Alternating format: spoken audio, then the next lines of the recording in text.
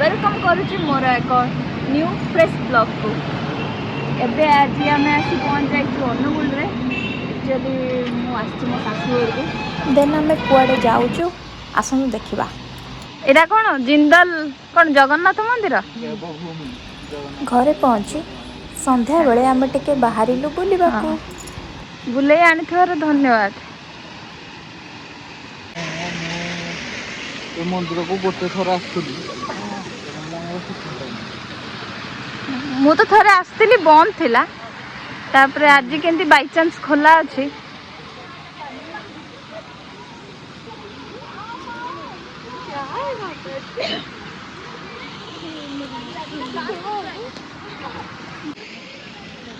चली राति टाइम टा जना पड़ुनी किंतु माने सराउंडिंग इतने सुंदर माने इतने शांति लगुच।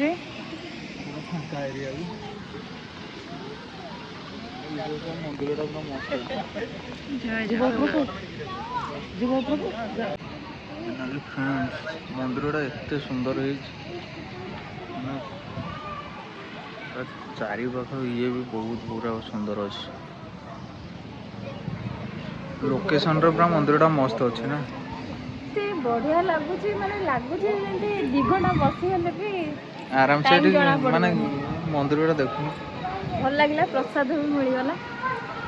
मंदिर देखु फ्रेंड्स पूरा केमती पूरा पूरा मार्बल काम हो ठाकुर डाकरा न आसिले आम आउ थे आसिक फेरी जाइए ना बंद थी ठाकुर चाहिए ही दर्शन मिलो। थे आम आसलु माने मंदिर बुलिया आसलु बंद थिला। आज आम एमती रास्तार जाऊँ कि खोला अच्छे। ठाकुर डाकरा थिले प्रसाद मिलो। चलो फाइनाली सरीगला मंदिर बुला कौन जिंदल जगन्नाथ मंदिर एटा जिंदल आमर एटा हूँ जिंदल कंपानी ता साइड रे जिंदल कंपानी रो मंदिरटा कर ना हूँ देवभूमि। भल लगिला माने पूरा ये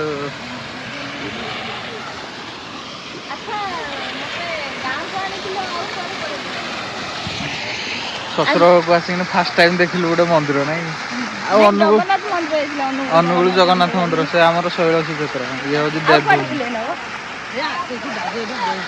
ये खाली जीवा जीवा बोली हो देखी दिखते ये मो बो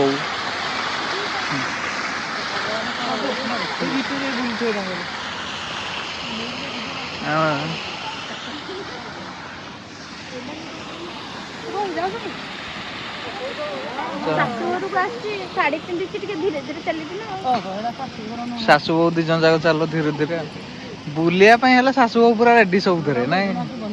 हाँ कौन तू जानी कि